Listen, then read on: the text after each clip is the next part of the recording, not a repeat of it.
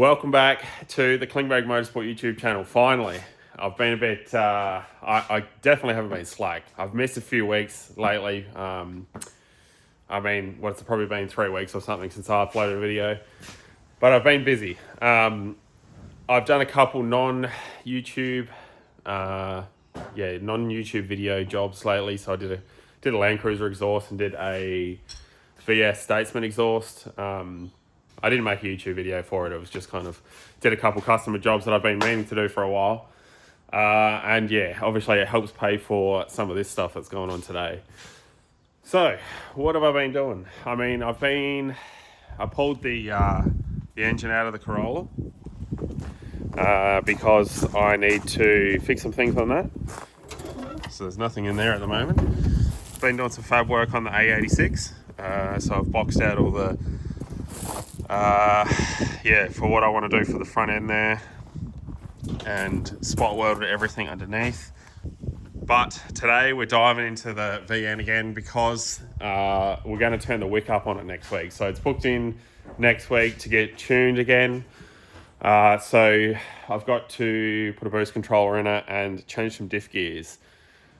But I'm also going to see what these, so this is like the knockoff Truetrac sort of thing. Max speeding rods variant probably. $300 off of eBay. I was going to put a mini spool in it, but then I probably want to run like a drag radial for the entire week of like drag challenge. I don't want to have to change tires. I don't think. This is kind of where I'm at the moment. I don't think I want to change tires every day sort of thing. I just want to run like one wheel all week. If I can avoid changing tires, that's what the plan is. But yeah, I wouldn't want to run a mini spool essentially, like with a lock center, and run a sticky tire because I don't want to risk breaking axles. So yeah, that's where I'm at. Obviously backup plan, I'll just run a welded center or whatever if this doesn't work out. So we'll see if these are any good. I have talked to a few people that have ran them, and like apparently they're all right. So we'll see. We'll see what $300 Truetrac will do. Also got to chuck in some diff gears. I think they're my 3.9s. So I'm going to go 3.9s. I kind of worked out miles per hour, or kilometers, I should say. I should be able to do 210 or something in fourth gear, with a 275/60 radial on the back, and yeah, like 1-to-1 fourth gear and 3.9s. So I think that's where I'm going. But yeah, busy few weeks coming up as well. I've been sorting out some bits and pieces to obviously get the Corolla sorted. Couple big events coming up for that. I'll announce that in the coming videos once I've sorted out the finer details. I've also got 2 JZs to rebuild. That's obviously the Corolla engine that didn't work. So that was a unknown bottom end to me sort of thing that I ended up putting in, and it didn't pay off. So we'll dive into that in a future video. This one is one of the engines out of the Corolla at some stage. So I'm gonna go over that, give her a piston and ring rebuild. Piston ring and bearing, I should say, rebuild. And then chuck that back in the car for now because I have 2 other engines actually now. One that will be getting pistons and rods, and yeah, lots going on in the Corolla land. Obviously, I've got to try and get a engine together for the A86 as well. If all goes to plan, start of next year, that should be done. So I've got a few bits and pieces to do, and I've just been saving some coin to get a roll cage on the go and everything for that. So, but yeah, obviously that's a bit of an update for what I've got going on. So let's dive into some VNing and get these diff gears in. So I'm going to chuck it on the hoist here, and I think I've got enough droop in the diff to get it past the tank maybe, so I can do these gears in the center in the car. Now, I'm doing it the budget way, which is reusing the bearings and everything that I've got. I'm not putting new bearings in it. Actually, when I got the car, there was no oil in the diff, but it's not noisy. So I'm going to reuse the bearings from that. It's got 3 08, so auto VN diff gears in at the moment, and they're just super long. So yeah, this is going to be good to at least get the tail shaft RPM down too. I mean, realistically, it's going to be doing the same RPM anyway. Whether it was a higher gear or a lower gear, whether I used third or fourth gear sort of thing. But the main reason for this, changing the diff gears, is to get the turbo in a working range because it is very laggy. I don't know whether it's going to be any good. Like I said before in previous videos, it's just an eBay turbo. Is it going to make 20 pound a boost? I hope so, but we'll find out. So yeah, so anyway, a few things to button up on this for retune next week, so let's dive in. So I went ahead and stripped the diff. So I got axles out. I have taken the center out. I've cracked the nut and the pinion.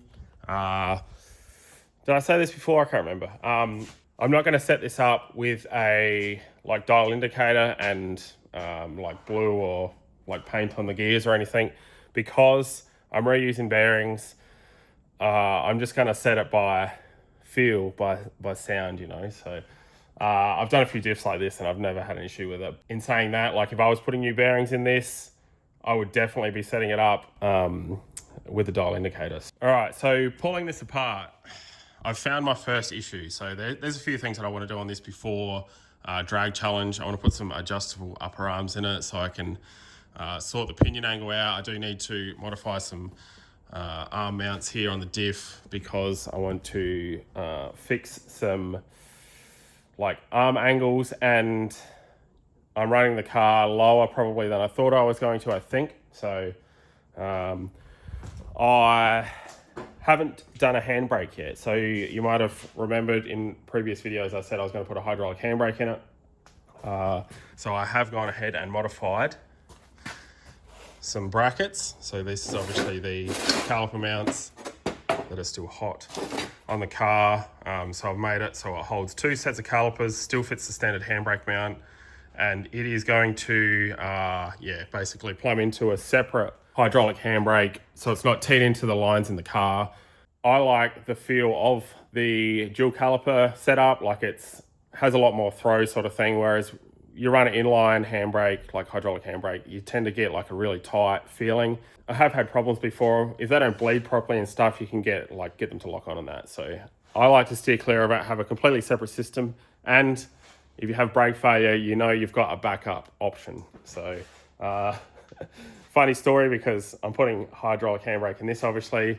Back onto this soon. This needs a hydro, so I'm doing dual calipers on that. Also, got to get the BMW set up with dual caliper handbrake because I think that's what way I'm going with that. So it's going to be lots of handbrakes soon. Anyway, back to, now that I've done full circle, back to the problem that I found. If you remember, the one thing that I didn't want to cut corners on here or whatever, I probably should have done it different. These are the things that you learn. You live and you learn, you know. That axle that I spent too much money on got hardened properly. It didn't work. So she's already absolutely smoked. So he twisted that axle, and I haven't really done any launches in it. Like I've done some soft launches, I guess, but only on 9 PSI. So I'd hate to know what that would look like. Like it ain't gonna last, obviously. And I've got a dyno tune this book this week, so I'm hoping it's gonna last. Pretty much. So I've ordered another axle to replace it. So I'm going to go like a full billet axle on it. Otherwise, we're going to put the old dodgy welded axle back in. I'm going to sleeve it, re-weld it, and chuck that bad boy back in. So I'm heartbroken that my cheap axle that is not cheap in the long run didn't pay off. So like obviously I had it splined and hardened, and like it literally just. I've never even pulled an axle out of my drift car that looks like that. And like I'm not even running sticky tires. Looks terrible. Terrible, terrible, terrible. I'm only running like street tires. So for it to twist like that, I'm not stoked on that one. So yeah, like I said, order another axle. It's going to be here soon. Not going to be here for the dyno. So I just hope that will last long enough to at least get a tune in it, obviously. So now let's dive into high quality eBay LSD. Yeah, let's wet from condensation in the shed. So one reason why I did say, you know what, if that axle snaps, it don't matter because this LSD is see-through. I can knock something through and knock that broken axle out if it comes to it. Yeah, right, so I am reusing these bearings. Yes, I shouldn't be reusing these bearings, but we're on a budget, you know. The pinion here, that one I will swap over the bearings and everything in the housing. I have, like I said, loosened this bad boy off, so that's loose. That one's loose. And yeah, that will knock out in a second. Undone the bolts, kept the shims on the correct sides and stuff. These are obviously a little bit of a pain, these diffs, because they are shimmed to set up the lash in them. I mean, I've got a lot of these shims because I've done quite a few of these diffs. I've got a lot of these shims here, all the slightest bit different sort of thing. So I can work out a little bit of a wiggle room sort of thing as to play with some lash and whatnot. Like I said, I'm only going to set it by feel. This front one here, like the pinion, pretty much just set the plane it that way so that it's got none essentially. And then this here, you can obviously set. Then once you've got the pinion set and you've got the center back in, you can like spin it and feel the lash in it that way. And like I said, I've done a fair few of these diffs, the ones in the Corolla and stuff, and yeah, other cars and whatnot. I've never had an issue with it, but I mean, here we go. We're going to have an issue with this one probably. So I've also got this other trick. So this is obviously the rear plate cover, whatever. I might make a brace across the back of this because like you can buy those covers to brace up the back in case you get a bit of flex through it. So I may brace it up, but the main thing I'm going to do is move this fuel plug up. So the diff will hold more oil because I mean, they only hold like a litre or something. And that's one of the things that I have learnt in my years of drifting. Like obviously I have a solid rear end in my Corolla, and me being a fitter, I know sometimes lubrication on gears is key. So yeah, we can get about 2.5 litres of oil in this housing, easy enough, just by moving that fuel plug up like 25 to 30 mil. Same deal with the RB box. So these standard, I mean, you can put like, I think they hold like 2.5 litres. Like if you were to just refill it from standard fill sort of thing, but fill it through the gear, shifter hole, and I put 5 litres in those bad boys. So plenty of lubrication is the key. Not saying that everything's going to last, but I have found it does work. And yeah, enough dribble. Let's dive into getting this center in so I can do a skid. Loves a messy bench, excuse me. All right, this job is so much easier with a big rattle gun. Same thing, cracking off that nut on the front of the pinion gear. Yeah, same thing, this crown wheel, obviously left-hand thread, so righty-loosey. A whole lot easier.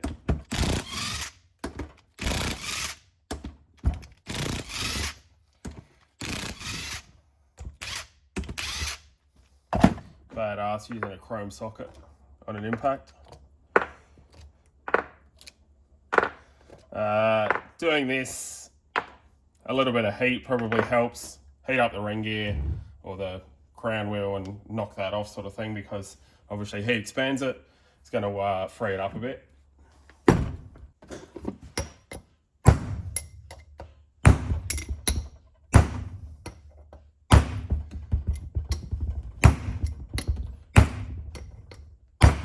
Whoa.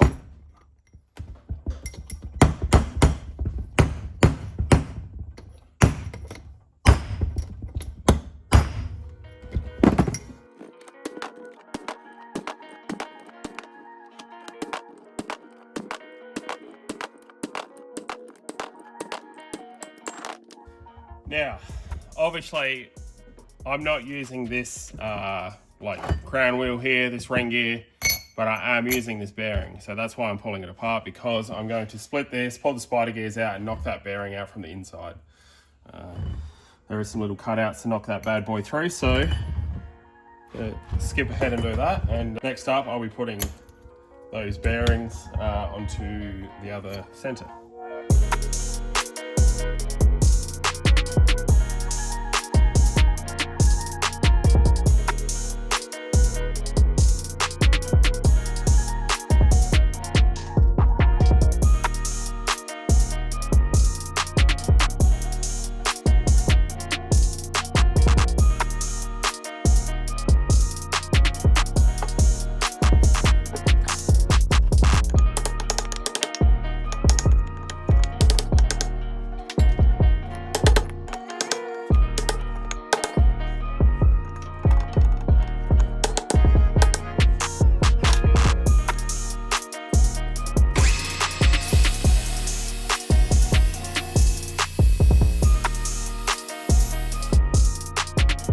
Going on here.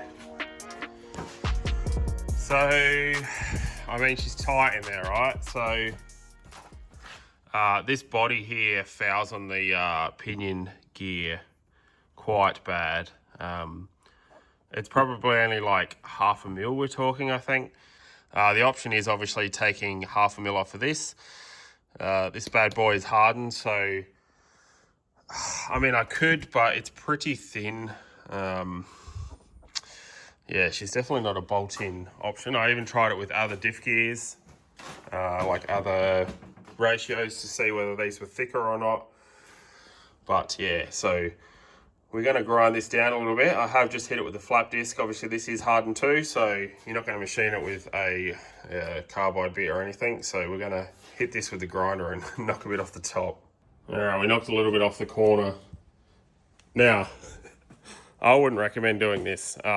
So like I said, there isn't much meat there. You're probably only talking 4 mil sort of thing on this. Whether you could take a little bit more off of it, possibly. I had to double check that everything is seated properly. I even put the original gears back in to make sure everything is actually like sitting in there. Obviously, I have put this in without the like crown wheel on it to double check everything. And yeah, she's just a little bit tight. So clearance wise, these centers, not playing the game, but I don't know. I haven't put a full LSD center in to one of these housings like this before. I don't know if this is normal. I'm going to say it's not, but yeah, not ideal, but we'll get it. So clean that pinion up a little bit. I took about 0.2 of a mil off. You can see on this one here, say I didn't quite take it back to that like chamfer on the corner sort of thing, and it's only on the sort of thing from here out that I've actually chamfered it, because it's just catching like this area here. Now I haven't taken too much off of the pinion, obviously the one in the car, because I didn't want to dig into the actual face or anything that the strength in it. I just kind of took off, yeah, like the tiniest bit on the corners. My chuck in my lathe does not have reverse jaws, so I'm going to go and use someone else's lathe and get this bad boy in there and take a tiny bit off. So basically I've decided I'm not going to take anything off of this edge.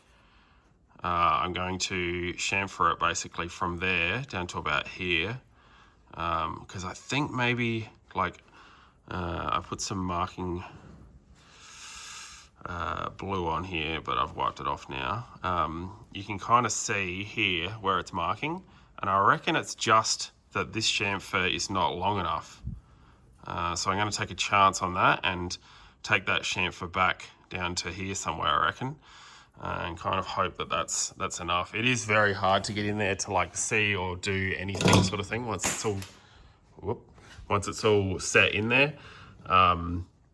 And really I've just taken the like slag off the end of that pinion sort of thing. So while it does look bad, probably it isn't as bad as what you think it would be. Really what I want to do here is work out if these are a viable LSD option or if they're just going to be junk. So I at least want to get it in the car and see what it does. All right, I haven't machined it yet, but before I do, I just thought I would chuck it in, chuck this center in and just show you what I mean. So these bolts are currently all loose, and you can hear can hear it just hitting the center there, which is what all these marks here are. Come on, phone, let's focus. All these marks here are from that.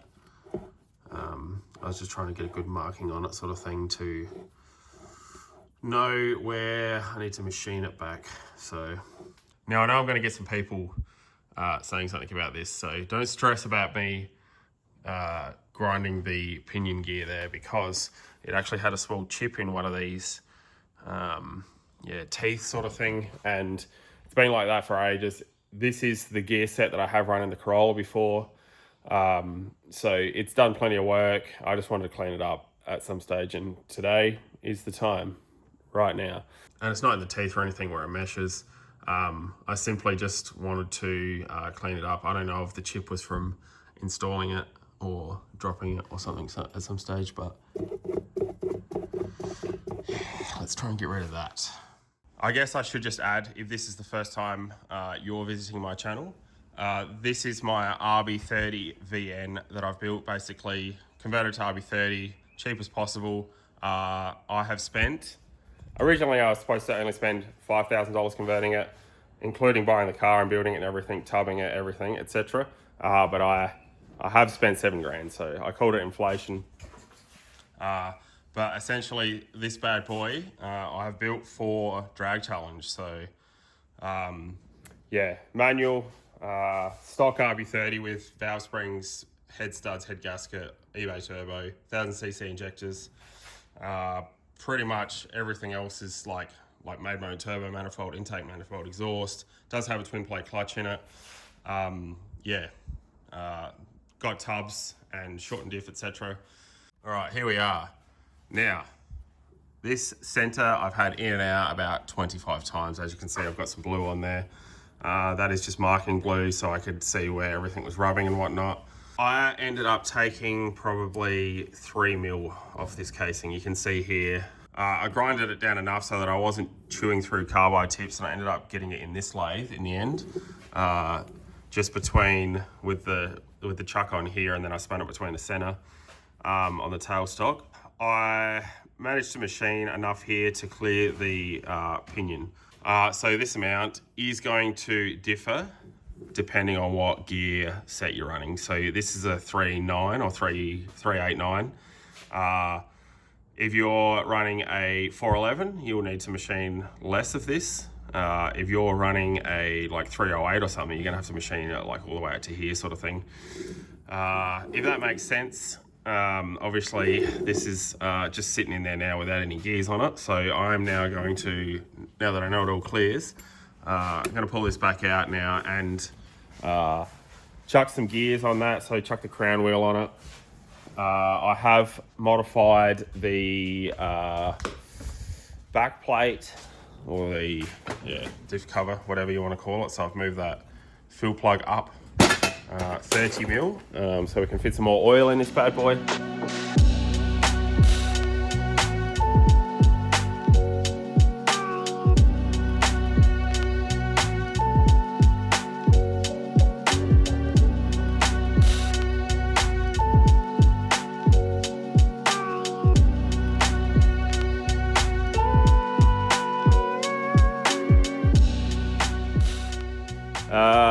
Yeah, obviously there's the next thing of what axle do I run. So I got creative with that one, sleeved that one, like re-welded it, sleeved it, made sure it's straight. So do I run just for the dyno? What do you reckon's gonna last? Do you reckon that's gonna last?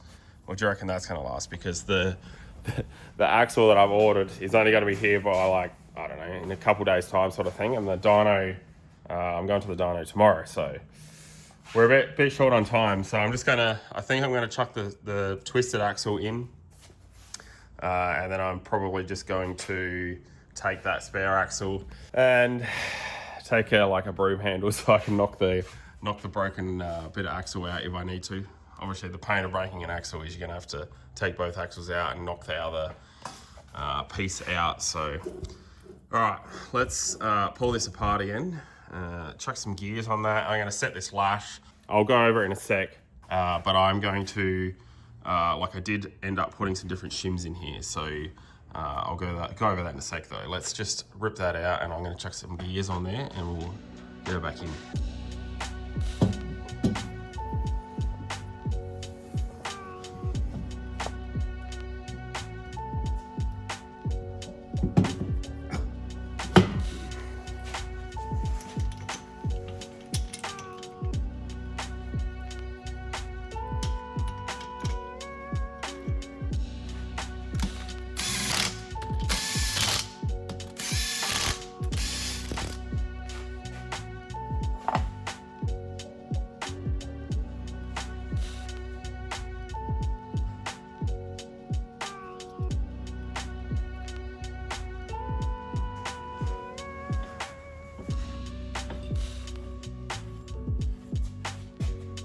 So she's all in torqued. These bearing cap bolts are 60 Newton meters.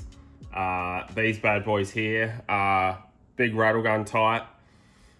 Pretty much, I don't have like the left-hand thread, and my torque wrench definitely doesn't do left-hand torques, or undoing torques, whatever you want to call it. Yeah, so she's in, obviously. If you're setting up a diff like this, there's not a lot of options to set the lash or whatever. So basically, if you can put the shims, so these are the shims, they look like this, either side of the bearings on the end of the center. Pretty much whatever you pull out is what you're going to put back in, essentially. Unless you've done a few of these diffs, then you've got a few of these shims lying around like I do. I've pulled a few centers out of VNs and 31s and whatnot, so I do have a few spares of those. Now, when I put this in to start with, I had a 4.8 mil shim on the left and a 5.2 mil shim on the right. Now, she was very, very tight going in, to the point where I pretty much had to hammer it in. Decided too tight, get a bit of heat in there, like, not that it's going to matter, but those shims are obviously supposed to hold the center like tight in there. And luckily, I did have a 5 mil shim, so I went from put a 4.8 in one side and a 5 in the other, instead of the 5.2, and it did. So like when you're feeling the lash like this, I'm not doing it with a dial indicator, I'm just feeling it. So I turn the pinion and hold the crown wheel, and like you can just feel the tiniest little bit of play. If you're setting this properly with a dial indicator, you probably want to Google what settings each particular diff would want. The size of the crown wheel and will probably determine that. So anyway, yeah, put a 4.8 on that side, a 5 in this side, put it together, had a little bit much play. So I ended up pulling it back out, swap it on over to the 5 on that side, and the 4.8 on this side to tighten that lash up just a tiny bit. And I'm happy with how it's sitting now. So she's in there. Is it going to last? Look, the crown wheel on this set of diff gears is a bit average. Like, it's a bit pitted and stuff. I don't know the story behind it, but like I said, I think I got it for free from someone at some stage. So it's a bit rusty or something, or it was a bit rusty at some stage. Is it going to last? I don't know. Let's see. One way to find out. I do have some others. Like, I got some 3.7s and another set of 4.11s here, I reckon. So if this doesn't work out, I don't know if this is going to be the right ratio. Like, I've kind of worked out the height of the tyre, fourth gear 1-to-1, what the top speed of this sort of thing would be in fourth gear. So it should crack the 200 easy enough with 4.11s as well, but I think 3.9s, it should definitely make sure that it's in the right place. Right, I'll just quickly show you what I'm talking about, these bad boys. So 4.8 and 4.9 and 5.2. So essentially, yeah, like when they are set up new or whatever, they obviously set them up with the correct shimming. So pretty much put that back in. So this center, as it worked out with the bearings pressed on and everything, was 0.2 of a mil wider than the old center with the bearings pressed on. One thing to be sure about when you're pressing those bearings onto that center housing, in this case, if you're doing this and you need to machine that center, machine the center before you press the bearings on. That's where I went wrong. I wasn't sure that the center had to be machined, and in this case, yeah, it made my life a little bit more difficult. If I hadn't pressed the bearings on, I could have just chucked it in the lathe and spun it up and it wouldn't have been an issue. So one more thing, I feel like I keep saying one more thing here. So when you press the bearings on, just be sure that they're seated all the way. So normally what I'll do is like I've pressed the bearings on and I'll just get like the thinnest feeler gauge that I've got and just put the feeler gauge between the bearing and the center sort of thing, like on the seat where it would sit, and just make sure that it is definitely seated all the way, because if it's not seated all the way and you chuck it in the car or whatever, and in 1,000 Ks it like reseats itself sort of thing, or seats itself harder. Yeah, I mean, it could be an issue. It might not be. These diffs are pretty hardy. I mean, that's why I put some more oil in them, so we definitely know that it's never ever going to be starved of oil. Yeah, like I've been through it before with my drift car. Lots of different inertia in that, but the oil getting trapped in the axle tubes and then not getting back to the center and starving the center, that's pretty much how I have broken diffs before. Obviously, this is going to be a different instance to that because it's got some grippy tires on it. So, all right, enough of that. I'm going to chuck this back together. You probably don't need to see that. And then, yeah, we'll drop her on the ground and put some oil in it. Don't do a Cletus. Put some oil in it, and yeah, we'll give her a test and see if it does a skid, I guess, see if it spins two wheels. What other ways to test it?